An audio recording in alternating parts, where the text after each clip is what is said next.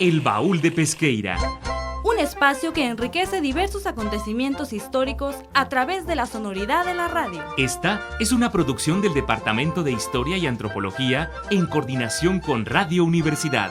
El Baúl de Pesqueira. Enriqueciendo la historia sonora.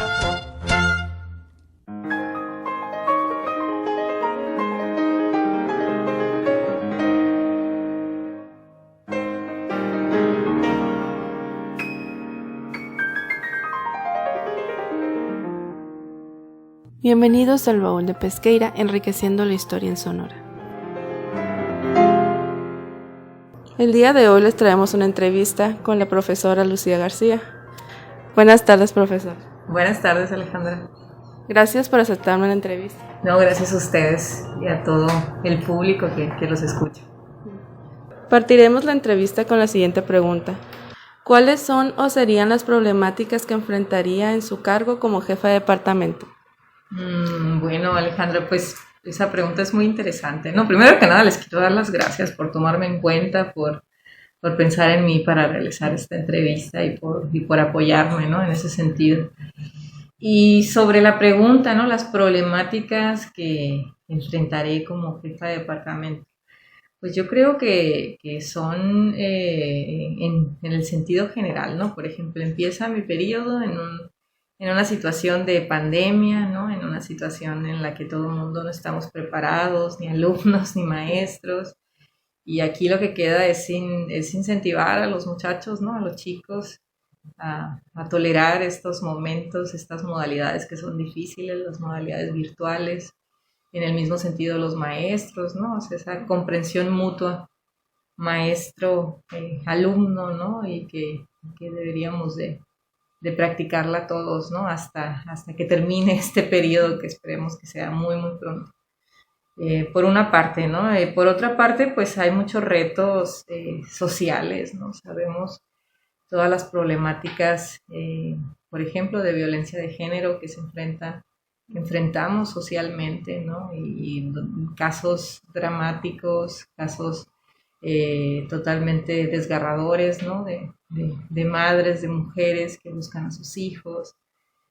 Toda esa situación problemática también de alguna forma se ve en nuestro campo, ¿no? Universitario, y creo que también una posición importante, yo como mujer en una función administrativa, es propiciar también esa equidad, ¿no? E ir en contra de las malas prácticas o de la violencia de género, que particularmente a mí me interesa, y que me interesa que se viva un clima muy armónico, ¿no?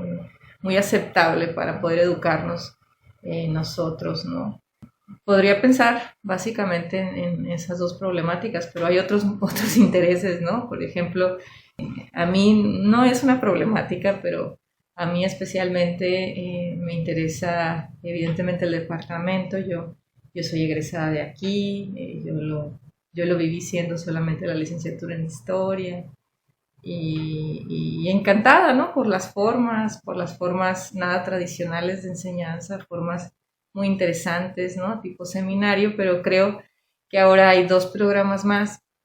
Está el de antropología, está el de la maestría en enseñanza de la historia, y creo que ahí tenemos que desarrollarnos, ¿no? O sea, ya centrarnos en los tres programas e interesar a los estudiantes en los tres programas y que nos identifiquen con los tres programas, y no nada más con la licenciatura en historia, que pues finalmente es la más pues la que más se ha desarrollado por los años que tiene, ¿no? Te digo, es un reto para mí, es un desafío poder colaborar, ¿no? A que se estructuren bien estos programas y a que se desarrollen, ¿no? ¿Cuáles son las preocupaciones que tiene como jefa de departamento? Pues están relacionadas con eso que te comento, ¿no? Bueno, relacionadas con la cuestión de los climas, ¿no? Armónicos dentro del departamento, relacionada con los programas, que te digo que me gustaría que crecieran, que se llenaran de estudiantes, que se llenaran de maestros, ¿no? Imagínate, son nuevas posibilidades. Si antes nomás existía historia, pues ahora son un mar de posibilidades, dos posibilidades más que creo que ahí centraré gran parte de mi trabajo también. Pues me preocupa también la cantidad de chicos que vienen en ese sentido, ¿no? Que vienen y que se quedan aquí, que se titulan. Esos 3 puntos, esas 3 etapas que me gustaría que cumpliéramos, ¿no? Con las 3 etapas, que llegaran muchos, que se quedaran muchos y que se fueran también muchos, ¿no?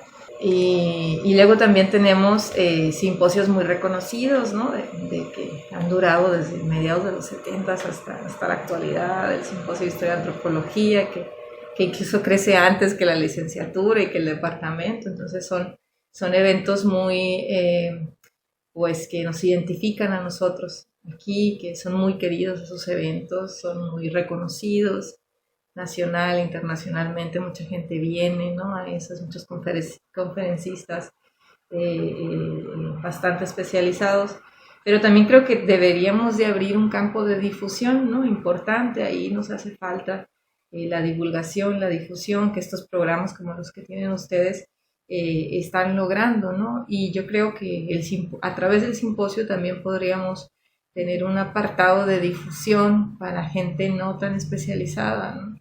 Y de esa forma llamar a los futuros historiadores y antropólogos, ¿no? Los maestros en historia, a que se acerquen a nuestras puertas, ¿no? Y yo creo que eso podríamos hacer también para integrar a una población más grande. Pues otro de los puntos es que a veces socialmente, ¿no? O me imagino los chicos de nivel medio superior que están eligiendo su carrera, pues no saben qué hace un historiador o qué hace un antropólogo. Entonces, una preocupación importante que deberíamos de tener los historiadores, los antropólogos, es que los demás se enteren qué es lo que hacemos, en qué trabajamos, ¿no? Es muy común que nos pregunten, ¿qué estudias? ¿Y a qué te vas a dedicar, verdad? Es muy, muy, muy común, ¿no? Entonces, sí me gustaría que pudiéramos, a través de la difusión, incentivar este conocimiento de quiénes somos y qué hacemos, interesarse, ¿no? En nosotros. Yo creo que eso es nuestro trabajo y lo podemos lograr, ¿no? También nos dicen, ¿no? Que si nos vamos a morir de hambre, dicen. Sí, pero sabes, si es porque no saben lo que hacemos, ¿no? Y si no saben lo que hacemos, pues hay menos interesados también. Entonces, ese es nuestro trabajo, decir, mostrarle a la gente qué ámbitos de trabajo tenemos, o no más. Pues sí, somos investigadores, somos maestros, pero tenemos más ámbitos, ¿no? En los que podemos colaborar. ¿Y en qué estado se encuentra el Departamento de Historia y Antropología? Pues yo creo que ahorita partimos de bases excelentes, porque es un cuerpo académico fuerte, es un cuerpo académico que tiene un grado de especialidad bastante importante. En el caso de los maestros, por ejemplo, pues son investigadores de mucho tiempo, ¿no? Pertenecen al Sistema Nacional de Investigación. Entonces son bases fuertes, académicas, y creo que eso pues lo han logrado construir a partir de la creación también de la licenciatura, ¿no? Entonces es un programa en ese sentido fuerte, y de aquí partimos para fortalecer, como ya te comentaba, también los otros programas, ¿no? Pero las bases y el cuerpo académico están ahí, y es seguir, ¿no? Seguir con ese desarrollo. ¿Qué le parece el programa de estudios de la licenciatura y qué cree que le falte? Me parece un buen programa a mí. Yo cuando estuve en la licenciatura llevé el primero con el que había surgido la licenciatura en el 87. Entonces ese programa era pues más de contenido, ¿no? Tenía mucho más contenido, tenía una cantidad muy grande de materias seriadas. No habría la flexibilidad que tiene el nuevo programa, bueno, relativamente nuevo, ¿no? De 2005, ese nuevo plan de estudios. Entonces hay cosas que se solventaron bastante. Por ejemplo, en el programa anterior este apartado de clases destinadas a la docencia, pues no había una, ¿no? Y no era, pues era un semestre, era poco, ¿no? Entonces este segundo plan pues plantea 2 con más horas. Creo que eso es súper importante porque pues nuestro campo laboral más grande es la docencia. Creo que hay cosas que se solventaron del primero. Faltaría quizá hacer mayor hincapié en la divulgación, en la difusión, ¿no? Integrar nuevas corrientes historiográficas, nuevos discursos en torno a la historiografía, ¿no? Teoría que ahorita nos está llevando a observar ya no a una historia política, ¿no? Una visión política hegemónica, sino que ahora vemos como la política es más dinámica, o hay otros grupos a los que nos interesa estudiar, hay otras voces a los que nos interesa escuchar, ¿no? Está el caso de género, ¿no? Pero está el caso de la otredad, ¿no? Está el caso de la subalternidad, ¿no? Y estas corrientes que son importantes integrar también en el plan de estudios, ¿no? Creo que se pueden hacer mejoras, pero así es el avance, ¿no? Sobre lo que hay, pues se trata de solventar y así continuamente de acuerdo a lo que se necesita, ¿no? En cada momento. ¿Y cuáles serían estas nuevas formas de la enseñanza de la historia? Pues podemos hablar de nuevas formas de pensamiento histórico, a lo mejor, o del pensamiento histórico. Pues nosotros como historiadores sabemos muy bien la función de la historia, ¿no? Sabemos que nosotros tomamos un problema del presente que tiene sus antecedentes históricos, se estudia mediante un proceso histórico, pero finalmente nosotros deberíamos de incidir en ese presente, ¿no? Resolviendo esas preguntas y proyectando posibilidades del futuro, ¿no? Entonces ese es el pensamiento histórico, o sea, desde el presente partir para la experiencia o para observar la experiencia, pero para observar la expectativa, ¿no? Desde la perspectiva de Koselleck. Entonces nosotros sabemos nuestra función como historiadores, finalmente pensamos que en algún momento creamos la posibilidad del futuro, la posibilidad de la expectativa, la posibilidad de crear conciencia social. O sea, nosotros lo sabemos. Creo que los alumnos que llevan historia en muchos lugares no lo saben, ¿no? Se quedan en el nivel de una historia interesante, quizá repiten el objetivo que te comento, el objetivo del presente para estudiar desde el pasado, ¿no? Y observar la expectativa, pero lo repiten como discurso, ¿no? No lo creen, pues en realidad no creen que existe una función social de la historia, ¿no? Yo creo que ahí está nuestro trabajo como para generar una enseñanza de la historia eficaz. Somos muy populares como maestros los historiadores porque sabemos esa otra historia, pero aparte de ser populares tenemos que, o de ser interesantes para los chicos, tenemos que, centrarnos en que ellos sepan en realidad la función social, en que ellos puedan conectar en ese momento con su presente, con las preguntas, con las noticias, en el momento en el que viven, con con los contenidos históricos. Y eso es algo complejo, eso es algo difícil para un maestro de historia, imagínate, en la secundaria, en la preparatoria, inclusive en la universidad, en otras licenciaturas que no son historia, ¿no? Eso es algo difícil, o sea, ¿cómo los llevo continuamente a decir o a ver que la historia está representada en su presente, ¿no? Ese es un reto, es un desafío, eso es lo que tenemos que trabajar en la enseñanza de la historia. Y pues de los medios y de las herramientas hay otro campo, ¿no? Es otra forma, es otras opciones. Sabemos que actualmente generar herramientas multimedia, utilizar correctamente, ¿no? También las redes sociales, todos estos medios que están disponibles y que tienen muchas cosas buenas, son favorables para la enseñanza de la historia también, ¿no? Solamente que pues tienen que ser de fuentes correctas y elaborados por personas con conocimiento. Y eso es lo que nos hace falta. Si bien hay muchos recursos, por ejemplo, multimedia, para poder enseñar la historia de forma más,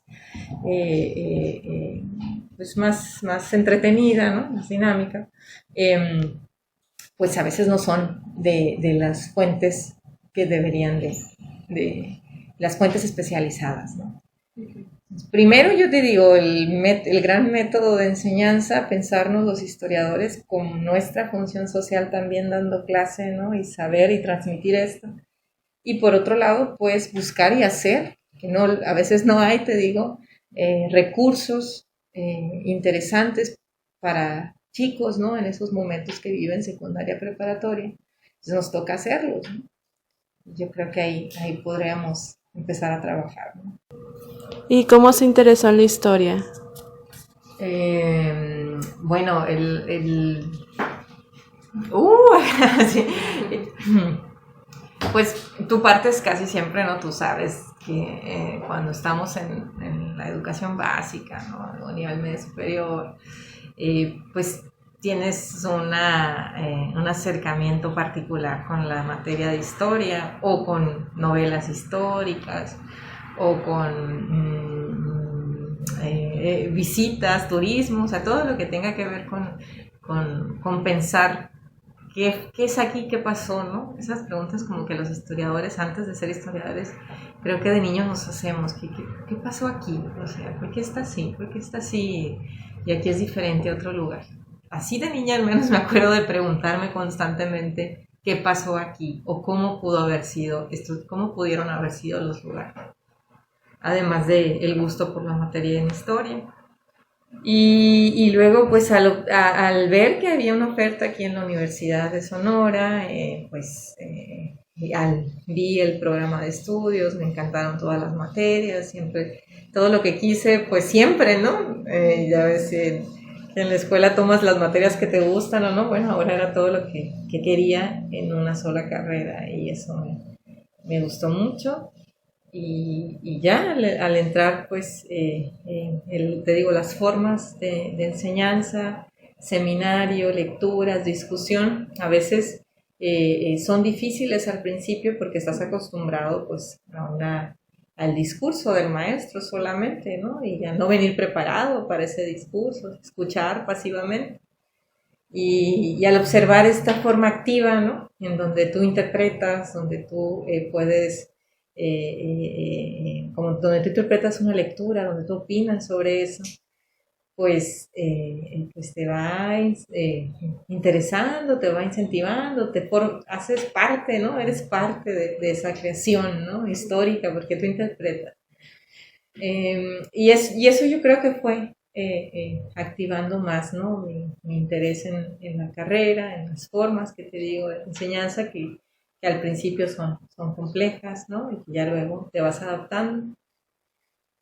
Y luego, pues, con las temáticas elegidas, ¿no? Que para investigar, que en mi caso sí surgieron desde la licenciatura, y surgieron de problemas del presente, ¿no? Yo me preguntaba por qué en los periódicos, ¿no? Siempre algo muy, muy común, ¿no? Los apellidos que se repiten, ¿no? Estos apellidos que tienen los mismos cargos políticos, las mismas relaciones, ¿no?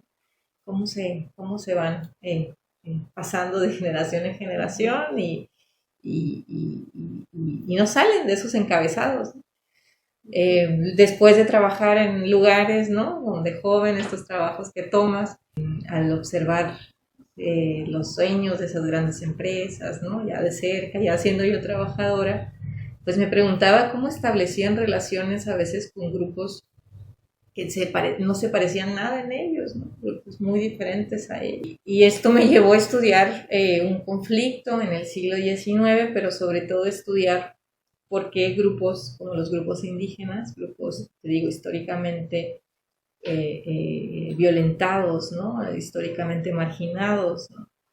tanto por las políticas de poder, las políticas estatales, ¿no? Por las autoridades, como también por la historiografía, ¿no? Estos grupos que han sido, sus voces se han alejado, ¿no? Del discurso oficial, porque estos grupos indígenas se unían también a esferas de élites políticas, ¿no? ¿Qué había? ¿Qué relaciones existían?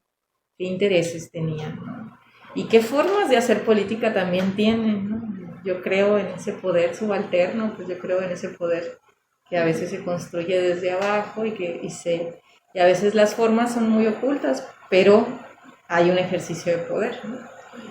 Y así me fui yendo con las temáticas que actualmente estudio, ¿no? Dirigidas especialmente a grupos indígenas, especialmente a los yaquis, y a estas formas, estas nuevas miradas de poder o esta nueva historia política, ¿no? ¿Qué la llevó a ser jefa de departamento?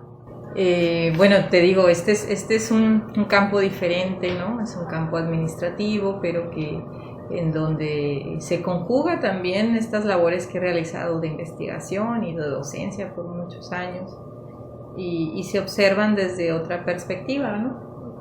En ese sentido es importante tener ese background de docencia e investigación para poder entender las funciones de este cargo, ¿no? Para mí imagínate, yo soy egresada de aquí, yo conviví con muchos de los maestros que están ahorita, fueron mis maestros, o sea, a mí me honra mucho estar encabezando, ¿no? Estar a la cabeza del departamento y pensar cómo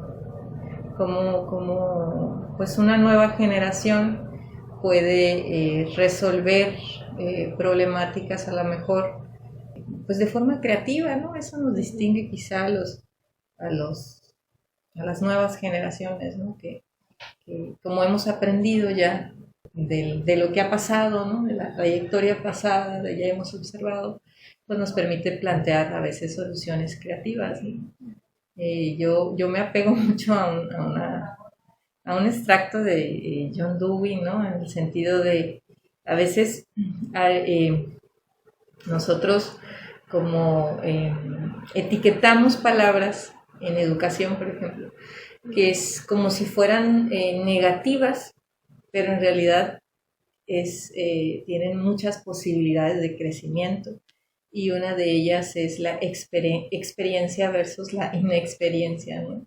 Y el punto aquí es que dice, bueno, estas nuevas generaciones más bien basa su reflexión en la inexperiencia. La inexperiencia es la posibilidad de aprender, ¿no? La posibilidad de aprender y de crear nuevas y creativas soluciones a problemas que ya tienen tiempo, ¿no? Y yo creo que es eso, ¿no? Yo creo que esa es la aportación que podemos dar, que con las bases fuertes que ya se han construido y que están aquí, pues puedes plantear a lo mejor retos diferentes, ¿no? O enfrentar desafíos diferentes, ¿no? Y yo creo que por ahí sería, ¿no? el trabajo desde esta función, ¿no?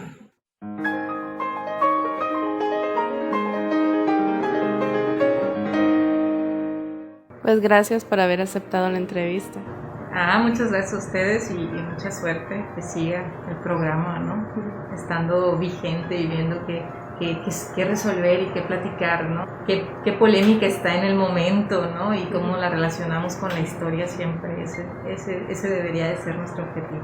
Muchas gracias. Gracias por escucharnos en su programa El Baúl de Pesqueira, enriqueciendo la historia en Sonora. Les recordamos sintonizarnos los martes a las 5:30 de la tarde por Radio Universidad. Se despide de ustedes Alejandra Naranjo. Hasta la próxima, que pasen una buena tarde.